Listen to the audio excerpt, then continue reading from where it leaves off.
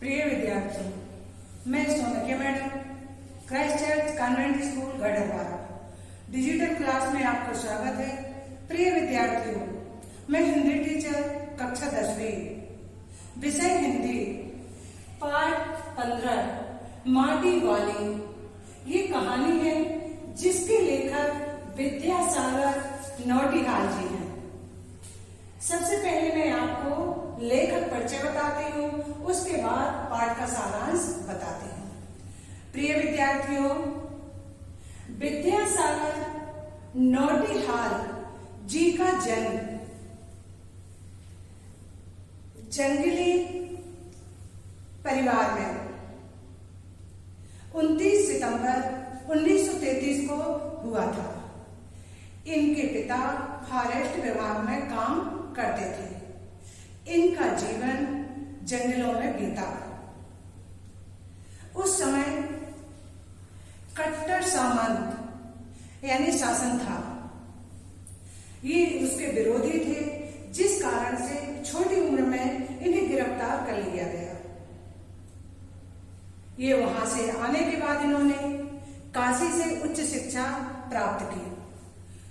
1949 से इनका मन साहित्य की ओर अग्रसर हो गया। ये साहित्य के प्रेमी थे। ये कई कवियों से मिले, कई लेखकों से मिले और साहित्य की ओर झुकते चले गए। इन्होंने कहानियां लिखी हैं, प्रतिनिधि कहानियां, टहरी कहानियां इनके कहानी संग्रह है। माटी वाली, भैंस का कटेहा, सुच्ची डोर इनकी कहानियां हैं। यमुना के बागी बेटे इनका एक प्रसिद्ध उपन्यास है।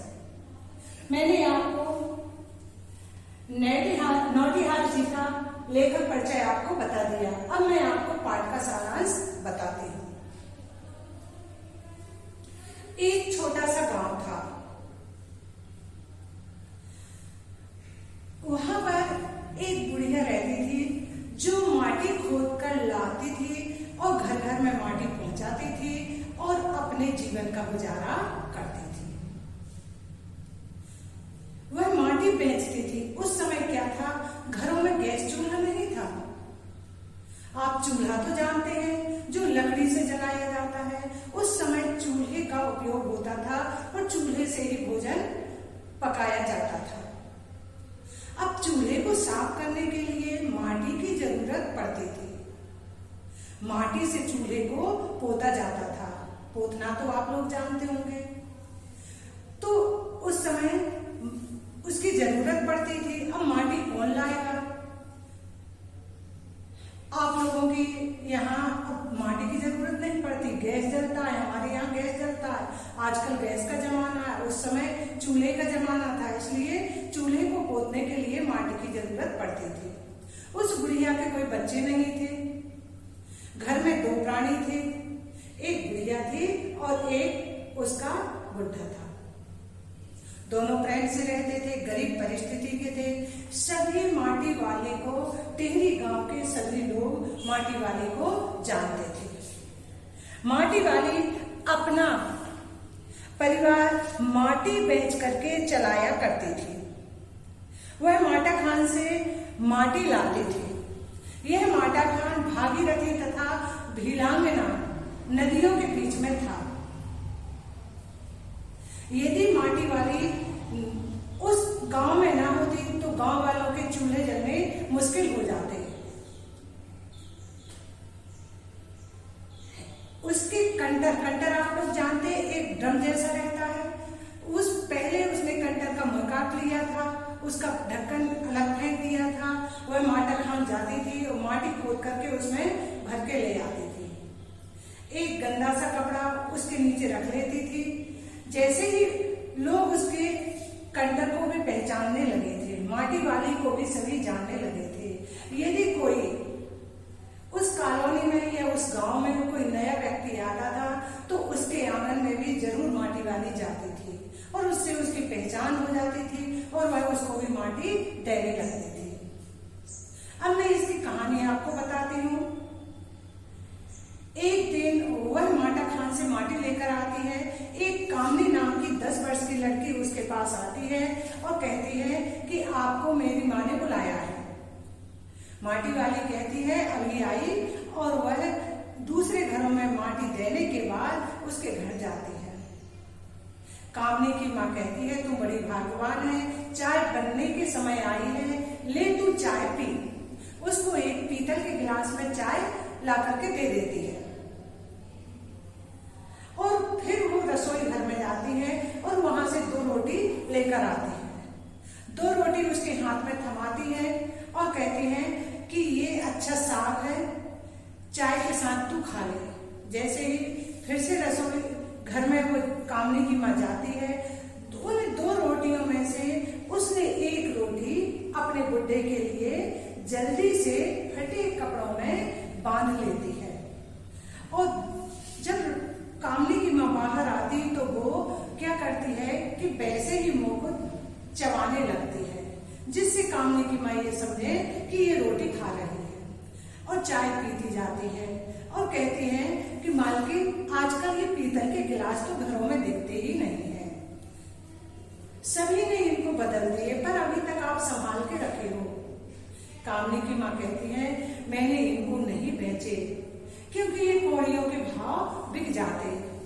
हमारे बुजुर्गों ने अपनी बचत कर करके रूखा सूखा खा खा करके ये घर गृहस्थी जमाई है और हम इसको क्यों कौड़ियों के भाव बेचे।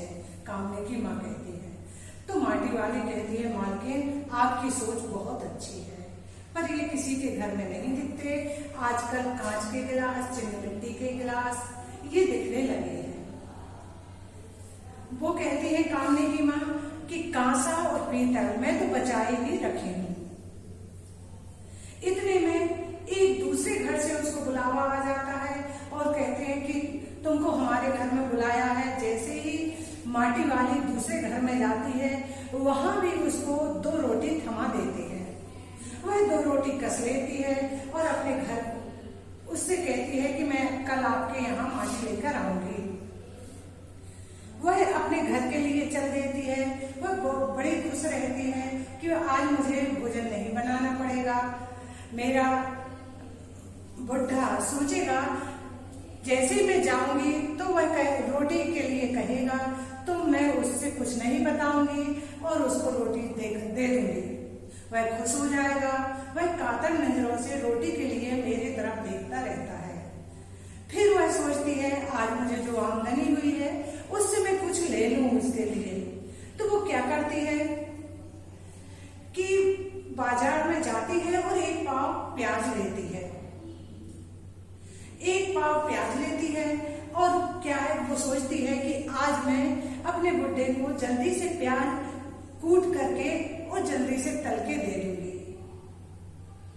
और मेरा बुड्ढा बोलेगा कि भूख मीठी कि भोजन मीठा। मुझे तो भूख मीठी लग रही है इसलिए जो कुछ भी है मुझे दे दो। वह ये सब सोचती जाती है। जैसे ही वह घर में पहुंचती है कि एक बात और मैं बता रही हूँ, उस बुढ़िया के कोई घर नहीं था। वह दूसरों की जमीन में झोपड़ी बनाकर रहती थी। उस दूसरे की जमीन में झोपड़ी बनाकर रहती थी जिस कारण से जिसकी जमीन में झोपड़ी बनाई थी उसकी उसे बहुत बेगार करनी पड़ती थी और उसके यहाँ भी माटी ले जाकर के उसको देनी पड़ती थी। उसके कोई जमीन नहीं थी।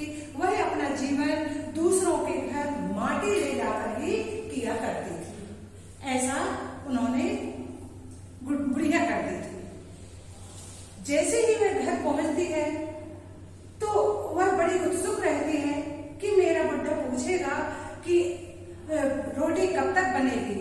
लेकिन वहां पर बुड्ढा तो अपनी माटी छोड़कर ही चला गया था। ये अभी बुढ़िया को पता नहीं था।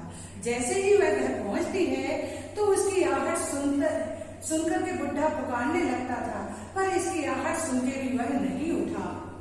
बुढ़िया माटी वाली अपने मन में घबरा जाती है और वह जा करके उसको देखती है। वहां उसकी माटी खाली पड़ी रहती है। वह बहुत पछताती है।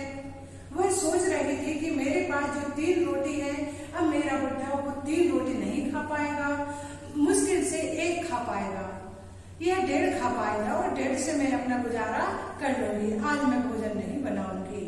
लेकिन भगवान को यही मंजूर था।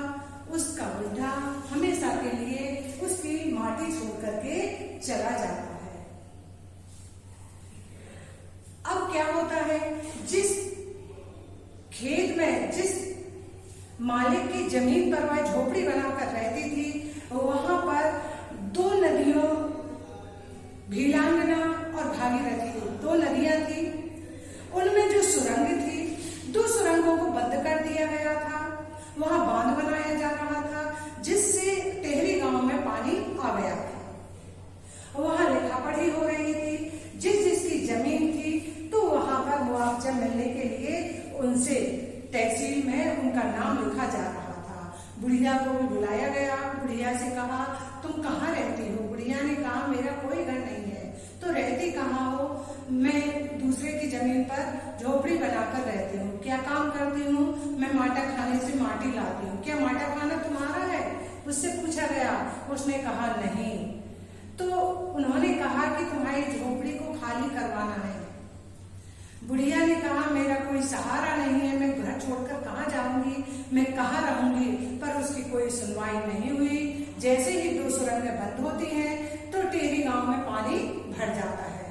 बुढ़िया झोपड़ी के बाहर बैठी रहती है, आने जाने वालों से कहती है कि गरीब आदमी का शमशान नहीं उजाड़ना चाहिए, गरीब आदमी का रहने का मकान नहीं उजाड़ना चाहिए। मेरी तो कोई झोपड़ी ही नहीं है, मैं कहाँ जाऊंगी? मैं तो माटी ला करके अपना जीवन यापन कर रही थी। गरीब आदमी के साथ ऐसा व्यवहार नहीं करना चाहिए। ये माटी वाले की कहानी थी। आपको समझ में भी आ गई होगी और समझने के साथ साथ आप इसके वजह से प्रश्नोत्तर भी लिख सकते हैं। आपको जो लेखक परिचय बताया है वो भी बहुत सरल था। आपको पाठ का सारांश बताया वो भी आपको समझ में आ गया होगा। आप बहुत समझदार हैं।